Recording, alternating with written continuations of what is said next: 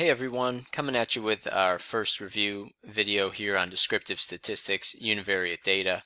Let's go ahead and get rolling into this thing. So first thing that I'd like you to do is we're talking about univariate data. So I'd love for you to pause the video, take 5 minutes, and do something that's called retrieval practice. What this does is this primes your brain for everything that we're going to be talking about. What I want you to do is write down everything that you can about univariate data and graphs. Everything that comes to your mind. So take 5 minutes, it takes a little more than that. Go ahead and do that, but pause the video, do that now. At the end of the video, what we're going to have you do is go back and fill in any missing parts or misconceptions that you might have had or things that you just forgot. So what this does is this gets your brain to think about, what do I know? What don't I know? And you start to fill in those gaps or things that you're not quite sure about. So this is really helpful. I'd encourage you to do this for each of the units. So go ahead, pause the video, and kick back. Okay, when we start talking about our univariate data, we are talking about making some graphs. So univariate means one.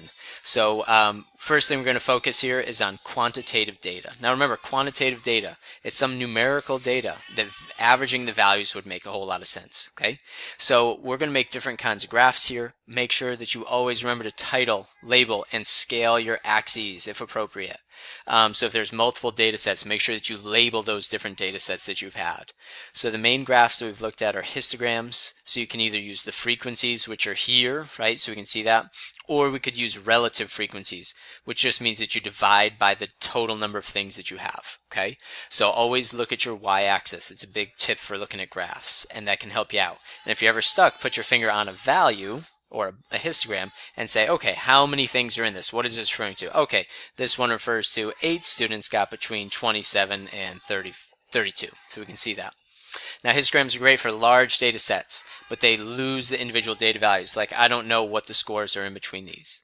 Next we've got box plots, which would be over here. Box whiskers, again, good for data sets, loses individual items, and really all we could see are the 5-number summary that's into there. Also shows outliers though, so that can be really useful for us. Make sure that when you talk about a box plot, you are very careful to talk about shape. Never use the words approximately normal from a box plot. Honestly, the shape is not best determined from a box plot, so I'd look at another graph for that. Dot plots down here, super easy. You put a dot for each one of your values. Again, scaled, labeled axes.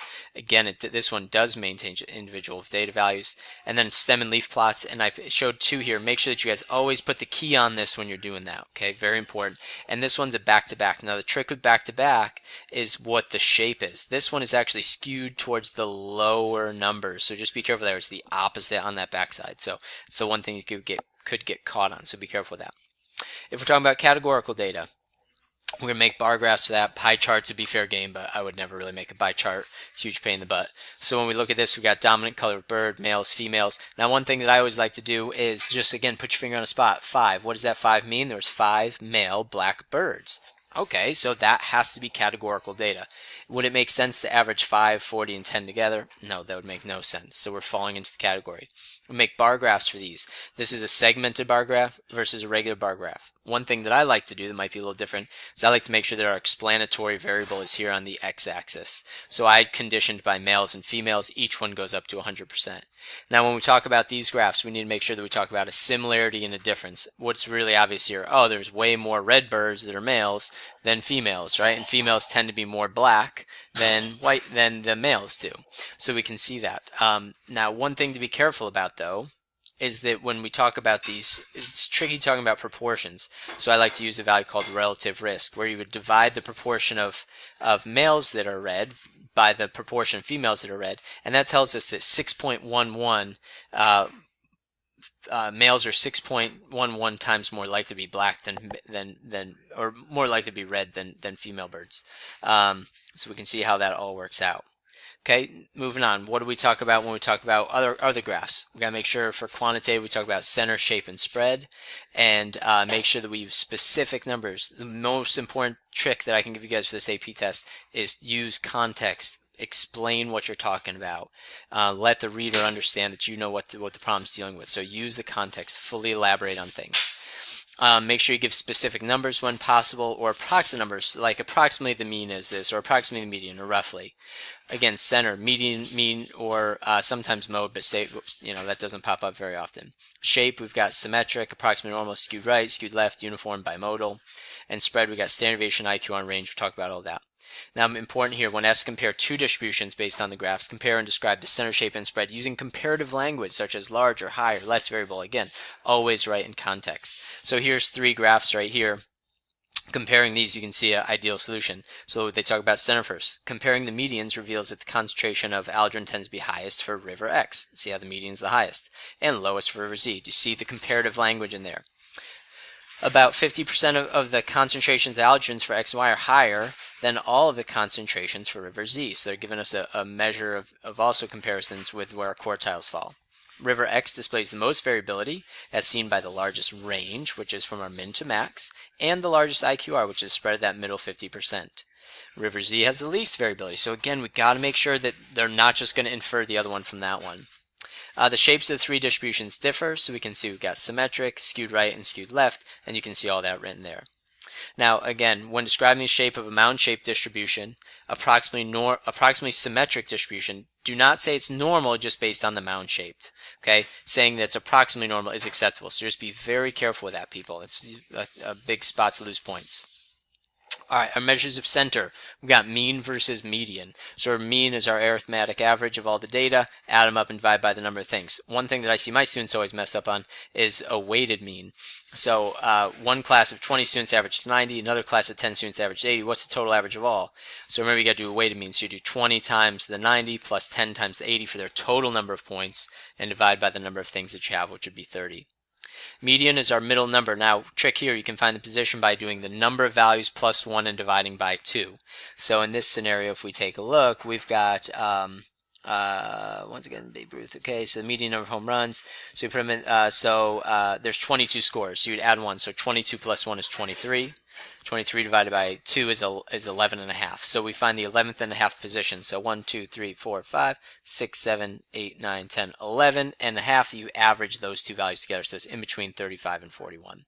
Now the big difference between means and medians, remember, a median is a resistant measure of center, meaning that it wouldn't change by just moving one of the values around higher or lower. The mean is not resistant because it's the balancing point of the data. Measures of spread, we've got variance and standard deviation. Now one trick here, remember, to find the standard deviation, you take all the values, subtract the mean, square it, add them all together, and then divide by n minus 1. So in this data set, if you want to go back and practice it, you can check that out. You can see the numbers 3, 4, 6, 6, 7, 10. It gives you 2.449. So what does this tell you? That tells us that the typical point is 2.5 units away from the mean. Again, there's no context there, so throw some context. So the typical student is 2.5 points away from the mean score of all the students, right? So again, communicate, communicate, communicate. Another measure of spread is IQR. Remember, that's the spread of the middle 50% of the data. And basically what it does is it lops off the two extremes. It says, let's just look in the middle, people. See what's common for the middle 50%. So in order to do that, you have to find the quartiles first. Okay, so the quartile, you got to find Q1 and Q3. Remember, Q1 is the median of the lower half of the data. So you first take your data, it's fine, and you find the median number. And that splits the data into two halves. All right. Then what you need to do is you need to find the median of the lower half and the median of the upper half. And then that gives you your IQR. And again, it's reported as a singular value, so that's important. Now make sure you know how to plug it into the calculator. Run your 1var stats in the calculator. It can be a big help. Range is also another measure of center, but make sure that you guys report range as a singular measure, not as, oh, range 0 to 60. No, the range is 60 for this data set that we're looking at. So, and that's not useful because, again, it's not resistant. So our measures of spread that are resistant is only IQR. Standard deviation and range would not be. Lastly, outliers here. Remember, an outlier is any value that's the Q3 plus 1.5 times the IQR, or any value below Q1 minus 1.5 times the IQR. So we have to go ahead and do that first. Anything outside of that is an outlier, and y'all should be good with doing that. But these are just your upper fences. Finally, we have our 5-number summary, which again just divides it into the 4 sets, into the 4 quarters. So we need the min, Q1, median, Q3, and the max. All the steps are in here if you want to pause through and watch it. But again, if you're not sure how to do that, 1var stats. So that's our quick review of univariate data. Hope this was a quick little help. Nothing too in-depth. If you need more videos, feel free to go back and find some other ones on each of the individual topics. But this is what you need to know at the end of the day. Thanks. Bye.